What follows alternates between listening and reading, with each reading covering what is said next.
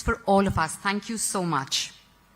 I'm now delighted to invite Mr. B.V. Naidu, Chairman, Karnataka Digital Economy Mission, founder and managing partner, Startup Exceed Ventures, to address us.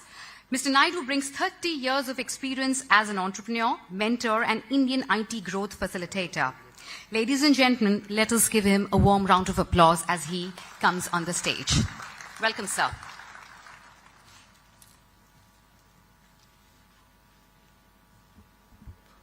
Honorable Minister Lokesh Garu, Honorable MP Bharat Garu, and other dignitaries on the dais, and also the ladies and gentlemen. It gives me great pleasure today to stand before you and talk about the digital technology in this summit and how that can really impact our lives as well as the economy to grow in India.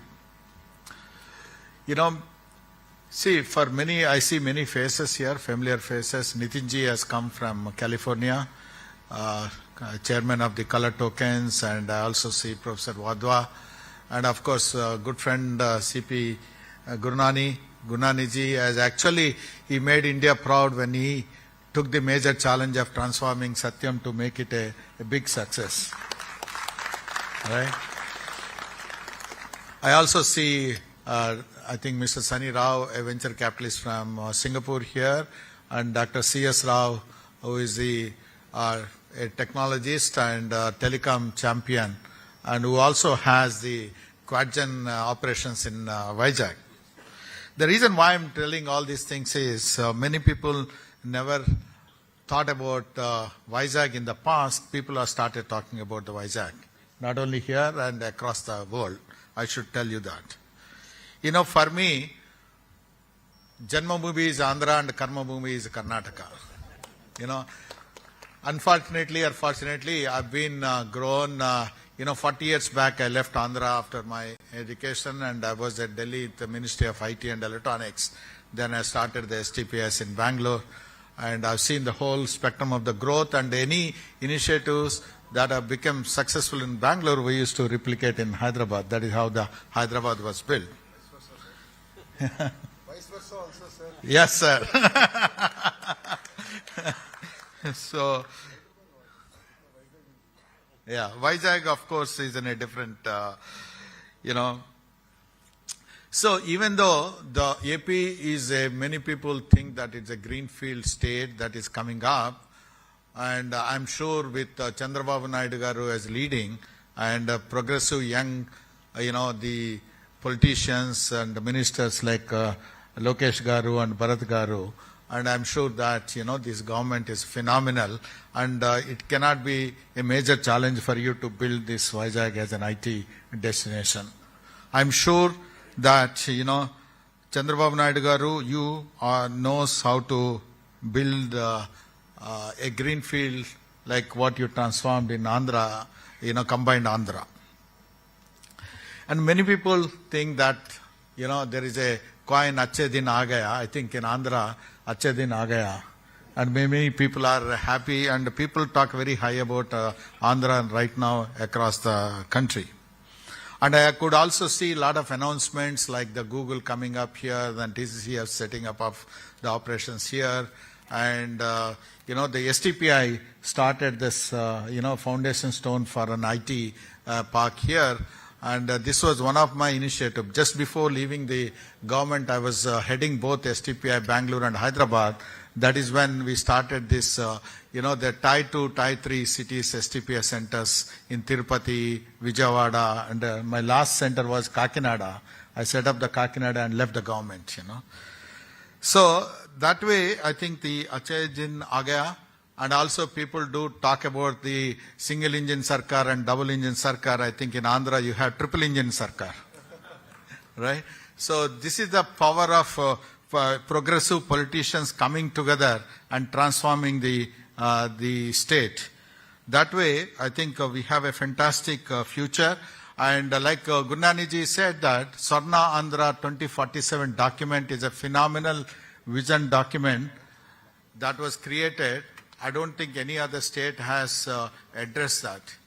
And when our country is looking to become a developed nation by 2047 with a $32 trillion economy, and we need to have the roadmap for Andhra. I think that is what Swarna Andhra 2047 document speaks about. If our country reaches, we are reaching a $5 trillion economy going up to $9 trillion by 2030 and, $32 trillion. What it means is, the bold vision of Andhra is $2.7 trillion by then, by 2047. And it is a very, very bold, sir. I think not only $2.7 trillion, probably will cross that mark. I'll tell you the reason why. The other day I was talking to somebody told me TCS has around 6 lakh employees and 90,000 of employees come from Andhra. 95,000 people. What it means from Andhra? What it means is around close to 12% or 14% of the people, professionals are from AP. And if you look at that, extrapolate that across the industry, we all know that 70% of Hyderabad is from Andhra. 35% of Karnataka is from Andhra. And also probably 60 to 70% of the US entrepreneurs are from Andhra. The other day I met this a beautiful organization called IT Serve. IT Serve is a 20,000 staffing companies combined together and create an association.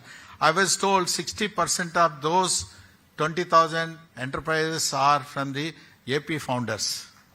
If that is the power, why can't this vision of $2.7 trillion will not happen? I think I'm pretty much sure that it will not happen. So I would think that, when you are talking about the deep technology, there is a four-pronged, strategy. I would like to spell it out. Number one, for deep tech, the service industry has to be very strong, which is, I think, Lokesh Garu is putting that foundation, and I could see that I met this Infosys gentleman. He said he's going to have 10,000 people by next year, right? So, 2,000 people. Yeah. Take the target. And TCS have enormous goals. That service industry becomes a strong foundation for deep technology to grow. I'm happy also, last time I visited this Meditech zone. When not many states, not many people thought about that, when the last government and Chandrababu Naidu garu visioned that and created that Meditech zone, it's a phenomenal.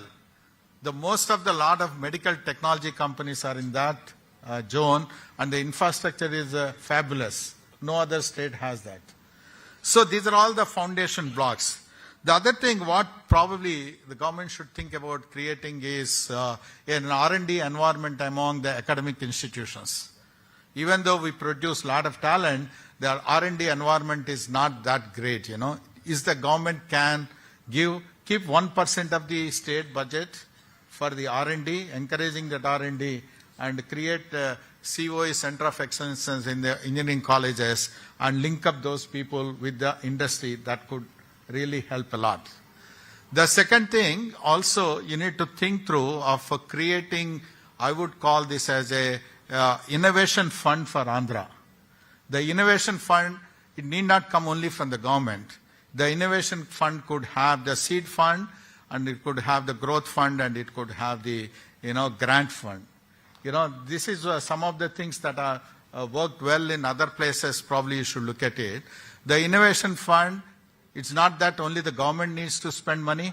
If you bring the government of AP can bring 20% of the fund, the other 20% the government of India can give, and 20% SBI kind of financial institutions can give. Maybe 20-25%, the local industry leaders should start putting their money into those funds.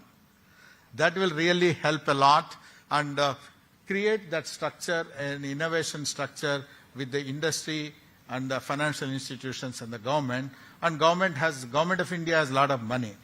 I think, Kavita, you should make sure that money should get channelized here through STPI. I know a lot of funds are there, and you should make sure that some of the funds are spent in Vizag. And likewise, MITI has the program and 10,000 crores Startup India seed fund. Some of these things can be channelized with a little contribution from the state and industry. Things can be done. That is the second thing I have. Talent, I already talked about the talent. We need to have a continued supply. It is not just, if you extrapolate, probably we have 1.5 million professionals gone from Andhra and working elsewhere, and maybe another 1 million professionals left the country. 2 to 2.5 million professionals coming from Andhra is a great, great strength for AP. We need to make sure, create a network of these 2 million professionals across India and across the world, and see how they can be linked up to AP. That can make the magic. And also, to have a continuous supply of this talent, we need to go to the district level, the clusters level, and see how the cluster level and the district level talent can be, improved, and make sure that, Bharat is there, a great educationist, and maybe some of the things can be done here. Lastly, I always felt this, the talent, the fund, and an R&D expenses can make the difference. Lastly, I was talking to Lokesh Garu, we need to make sure that the industry leaders also do spend a lot of time with the government. It's not right to leave everything, on the head of the government and make the government. Industry leaders should come forward and create a consortium public-private partnership model, both for, if you do not have the leaders here, bring the leaders from outside Andhra. They all